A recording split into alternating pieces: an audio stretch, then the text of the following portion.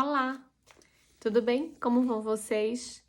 Mais um vídeo para que a gente possa fazer um resumo do livro de Mateus que a gente está estudando, né? Então, quem segue as nossas redes sociais, tanto no Instagram como no Facebook, sabe que a gente está fazendo o estudo do livro de Mateus.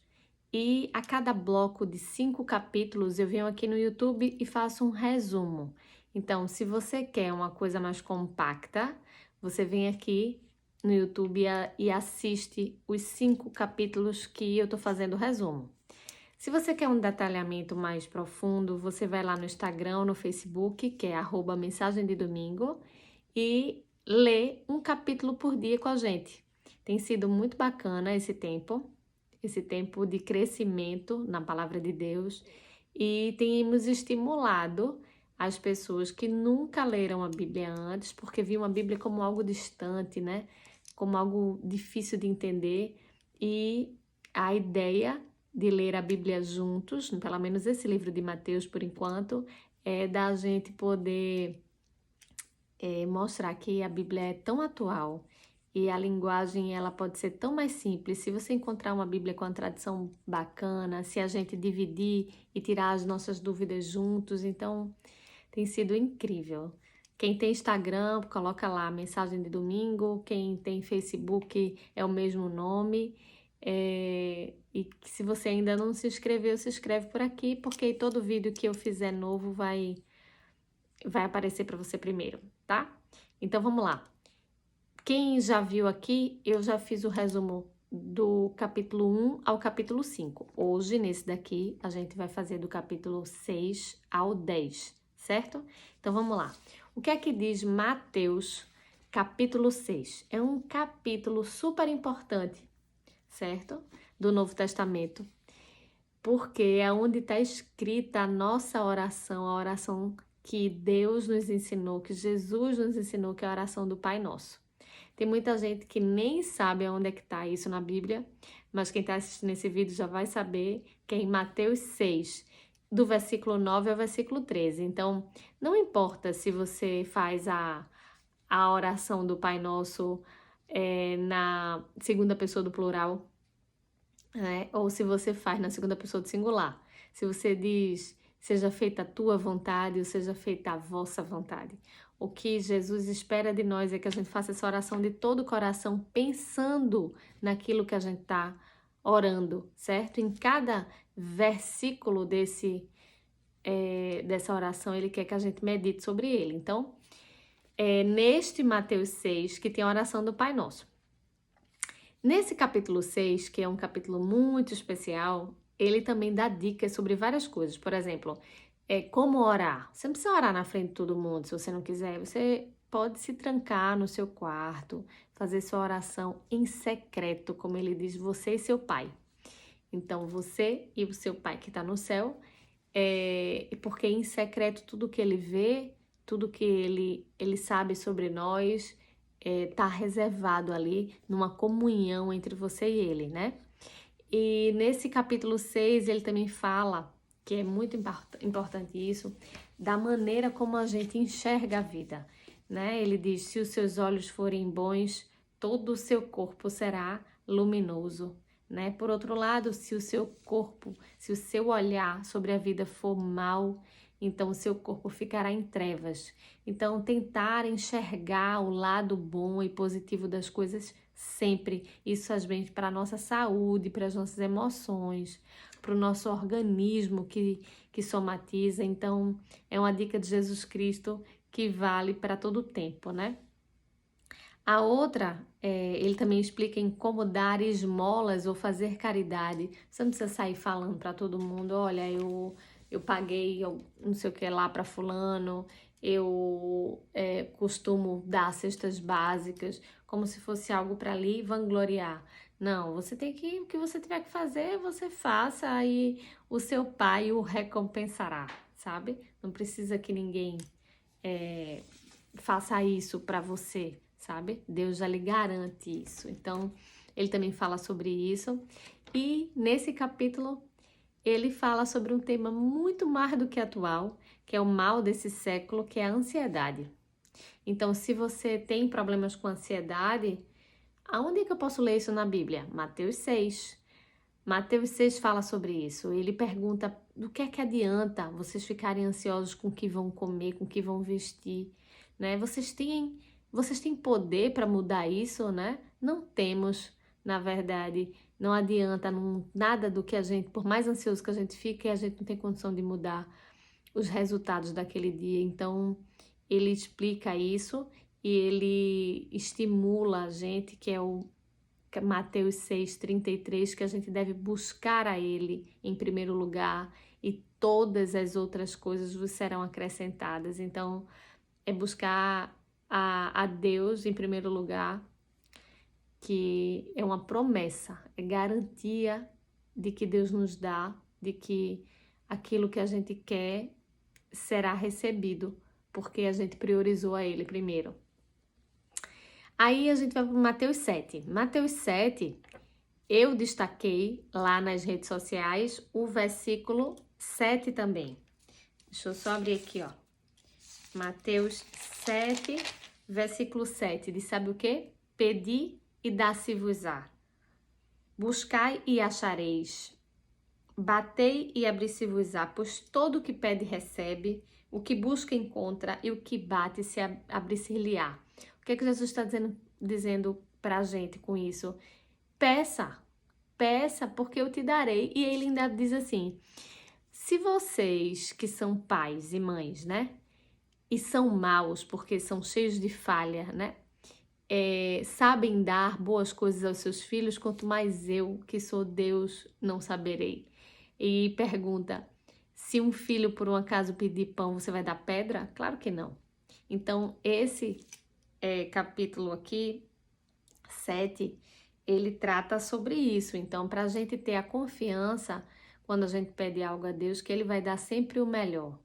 Ele não vai fazer algo que não seja o melhor para a gente. Então, é um capítulo em que fala sobre confiança. A gente pode pedir, mas a gente tem que confiar de que Jesus vai nos conceder de acordo com o que é melhor para a gente, né? Nesse capítulo, ele também fala sobre julgamento, né? É uma lição para os dias de hoje, né? Imagino que era naquela época e continua sendo agora. Não julgueis para não ser julgado. Vê, e a gente já sabe disso, né? A gente precisa praticar. Ele até faz uma analogia aqui, ele diz assim, que a gente fica muito preocupado com a trave no olho do irmão, quer dizer, a maneira errada como o outro enxerga as coisas, mas a gente esquece de tirar a trave do nosso, o que está impedindo da gente ver melhor também. Então a gente se preocupa com o outro quando a gente devia se preocupar com a gente julga o outro quando a gente devia se julgar para ser melhor.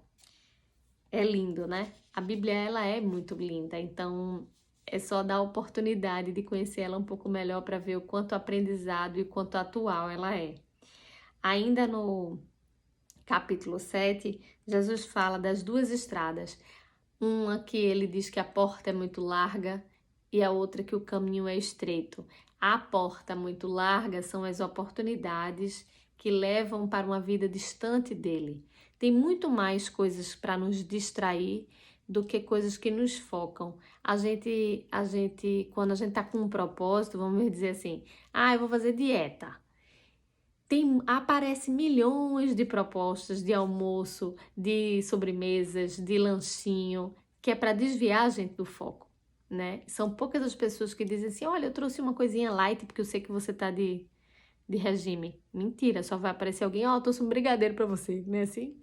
Então, assim também é na vida. Tem sempre muito mais oportunidades que nos distanciam de Deus do que quem nos aproxima dele. Então, ele faz esse alerta quando ele diz, entrai pela porta estreita, porque larga é a porta, espaçoso o caminho que conduz para a perdição.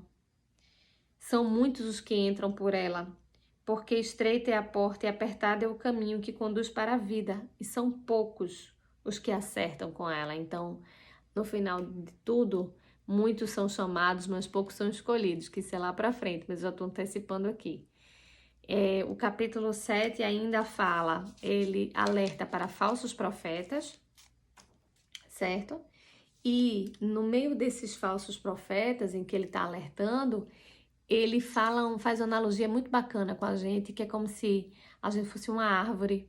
Se a gente fosse uma árvore, que tipo de fruto a gente estaria dando? Né? E ele diz, se conhece a árvore pelos seus frutos. E não toda árvore que produz bons frutos, também não é toda árvore que produz maus frutos, né? Mas aquela que não produz um bom fruto, ela deve sim ser cortada.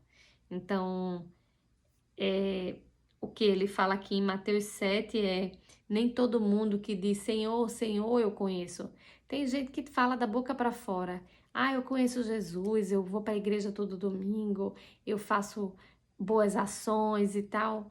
E o que Jesus traz aqui para a gente é que na hora em que essa pessoa chegar a hora do juízo, a hora em que ela estará com Deus, Jesus vai dizer, ela passou a vida inteira dizendo que me conhece, mas não me conhece não. Porque na prática faz outra coisa, né? E Jesus fala muito isso no livro de Mateus. E ele reclama muito disso com os fariseus. Os fariseus eram uma seita religiosa, considerada muito rígida, que fazia oposição a Jesus junto com os saduceus. Eram fariseus e saduceus. E os fariseus, eles tinham essa fama, ou melhor, má fama de dizer que fazia na frente de todo mundo para ficar com aquela imagem, mas na prática eles faziam outra coisa. E Jesus alerta muito a gente para isso, chama os fariseus de hipócritas e diz ao povo que não deve segui-los, porque eles não combinam a fala com a prática, o que dizem fazer com o que realmente fazem, sabe? O que mais que ainda no capítulo 7 tem deixa eu ver aqui, que eu possa destacar. Sim, ele diz assim, todo aquele, pois, que ouve minhas palavras e as pratica, será comparado a um homem prudente, que edificou sua casa sobre a rocha. E todos aqueles que escutam a palavra de Jesus e não praticam, são como um homem insensato, que edificou sua casa na areia. Casa na areia não se sustenta, né? Então, é como se quem escolhe viver longe de Deus vai correr sempre riscos de desmoronar. Muito forte, né? Aí a gente vai para o capítulo 8. No capítulo 8, eu destaquei lá no Instagram e no Facebook, quem é esse que até os ventos e o mar lhe obedecem? Que é uma passagem deste capítulo 8, em que Jesus acalma a tempestade. É bem conhecida essa passagem, né? Os discípulos estão lá no barco e aí Jesus está lá, né, dormindo, quando acontece uma grande tempestade e os discípulos, os apóstolos, acham que vão morrer, porque a tempestade está muito forte enquanto Jesus está dormindo profundamente. Então eles vão lá, acordam Jesus e Jesus fica, não entendo, ele com uma só voz, ele repreende o vento e o mar e a tempestade acaba, mas ele, antes de fazer esse milagre, ele pergunta, por que vocês têm tão pequena fé, né? E Jesus pergunta isso por quê? Será que ele não conhece a fé de quem está com ele? Não, ele conhece, mas ele quer levar eles à reflexão e pergunta, como é que vocês acham que eu tô aqui no barco, tô com vocês e o barco vai afundar? Eu sou a garantia que o barco jamais afundará. Então, para a vida da gente, se a gente tem Jesus no nosso barco, pode vir a tempestade que for, que a gente não vai afundar. Ele é a garantia de terra firme.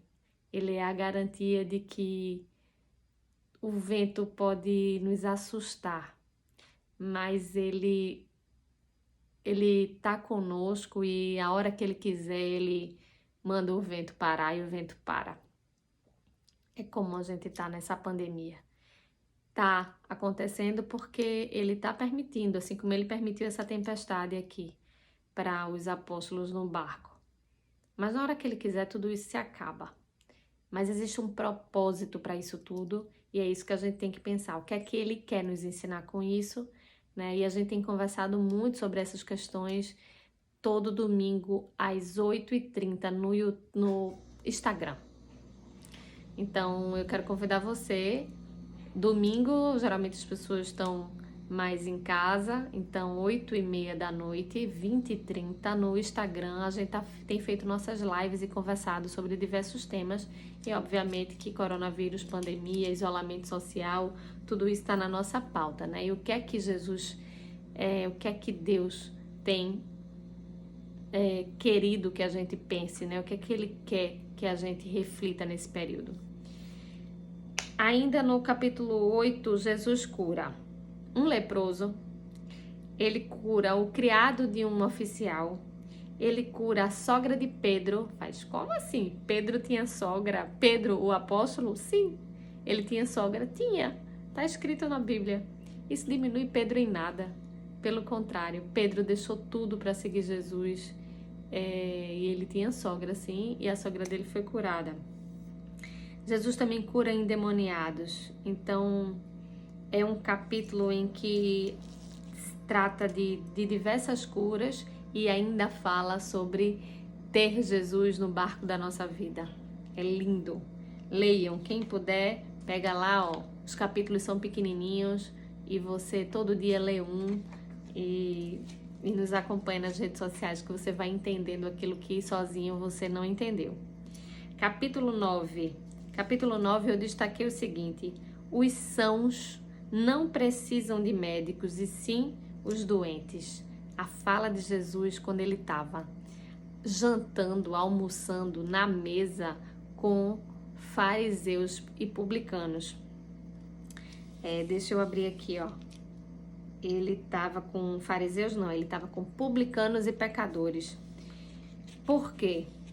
Quem era publicano ali, conhecido entre ele, para ele sentar na mesa? Mateus, que ele tinha convidado Mateus para seguir ele. Mateus era um cobrador de impostos, era um publicano. E os cobradores de impostos, assim como hoje, não são as pessoas mais queridas da sociedade, é verdade. Mas ele escolheu Mateus.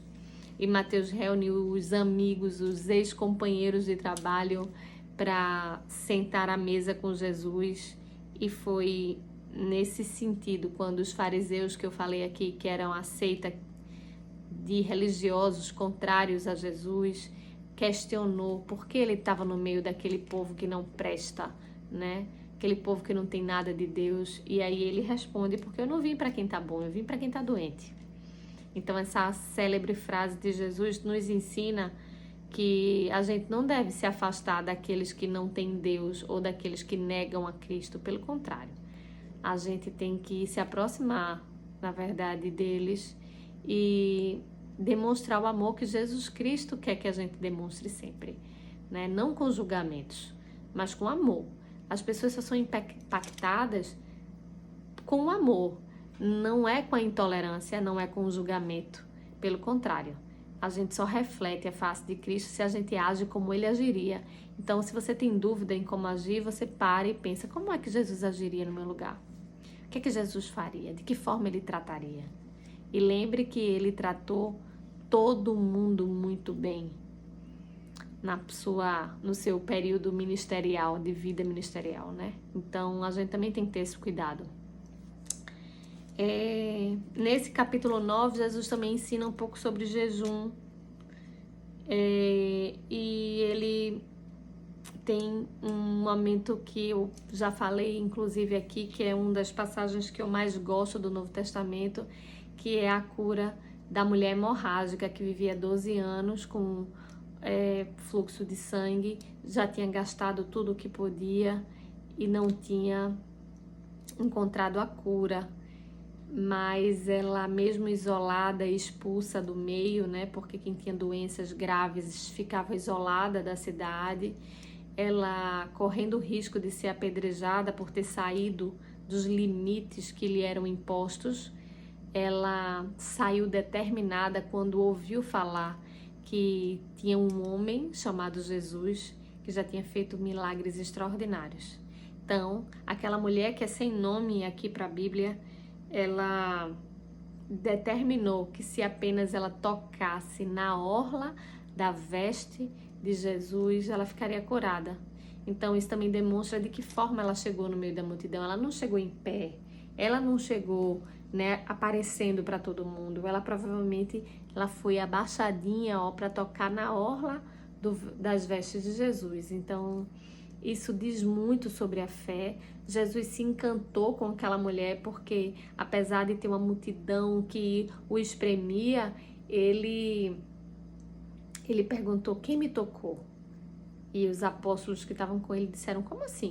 Tá todo mundo te apertando aqui, como é que a gente vai saber quem tocou? Ele disse: não, porque de mim eu senti sair virtude.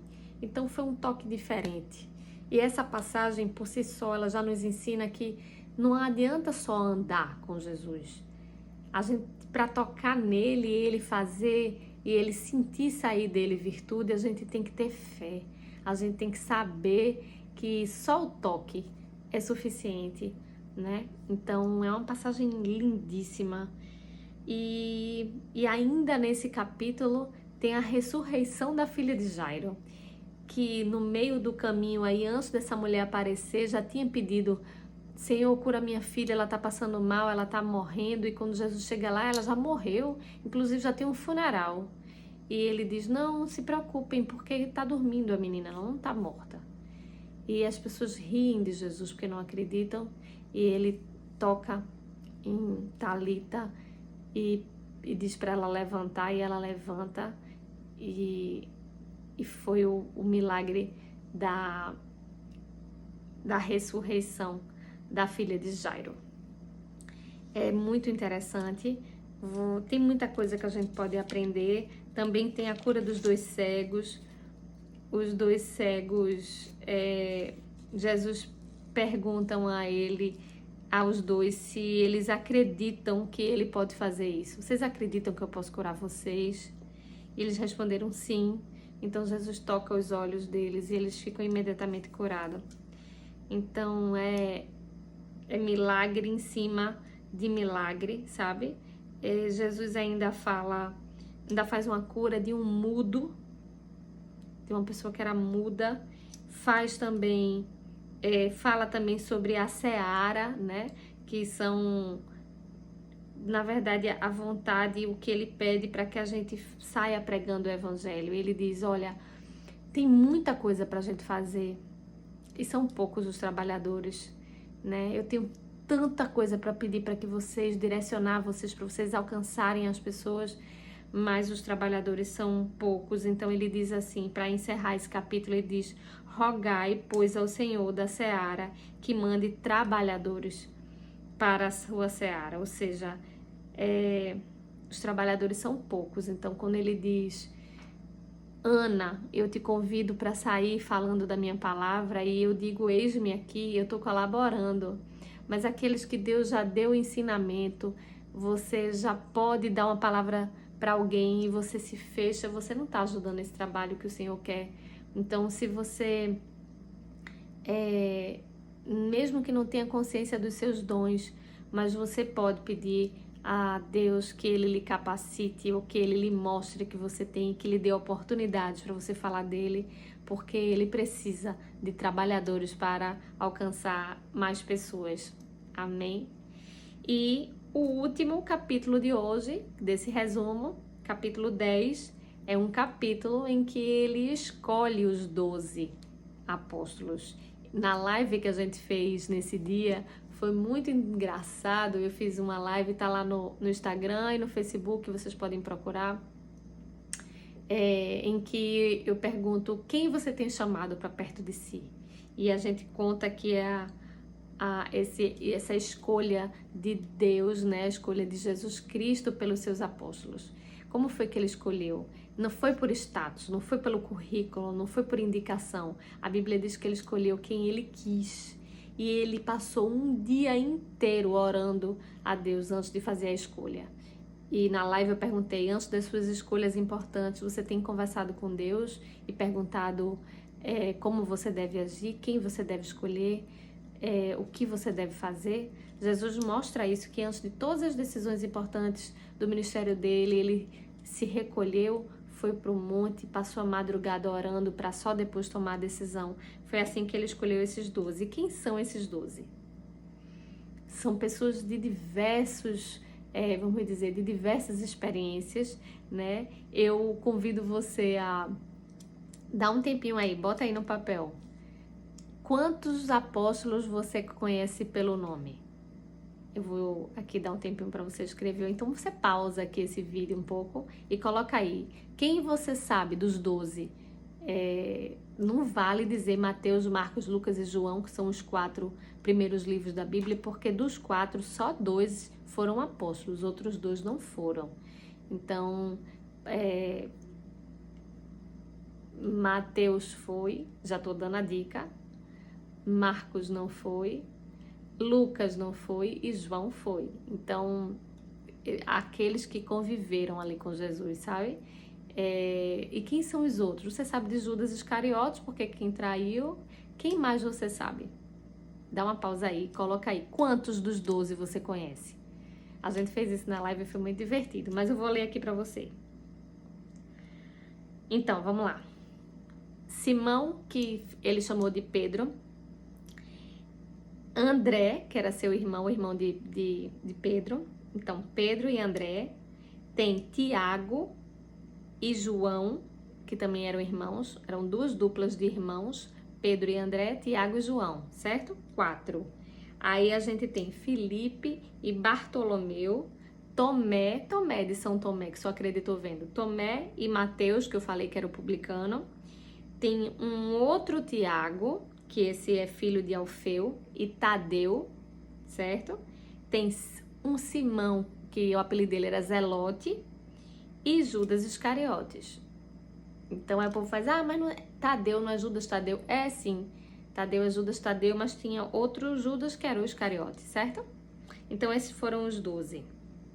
Depois que ele escolheu os 12, ele deu instruções para os 12, certo?